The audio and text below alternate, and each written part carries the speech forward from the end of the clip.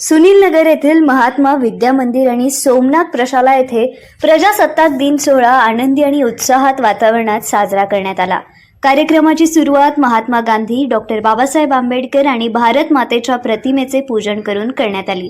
कार्यक्रमास प्रभाग क्रमांक 12 चे नूतन नगरसेवक सिद्धेश्वर कमटम, संस्थापक अध्यक्ष शंकर चौगुले, संस्था सचिव शारदा चौगुले, सोमनाथ प्रशालेचे मुख्याध्यापक शहाजी नीळ, तसेच सौरभ चौगुले, अमर चौगुले, नागराज चौगुले मान्यवरांच्या हस्ते ध्वजारोहण करण्यात आले। यावेळी संविधान वाचन आणि असाक्षरता निर्मूलनाची सामूहिक शपथ घेण्यात आली। विद्यार्थ्यांनी भाषणे, देशभक्तीपर गीत आणि नृत्य सादर करून कार्यक्रमात रंगत आणली। शेवटी अतिथींनी विद्यार्थ्यांचे कौतुक करून देशसेवेसाठी सदैव सज्ज राहण्याचा संदेश दिला। सूत्रसंचालन अजिंक्य पाटील यांनी केले, तर आभार प्रदर्शन सुरवसे यांनी मानले।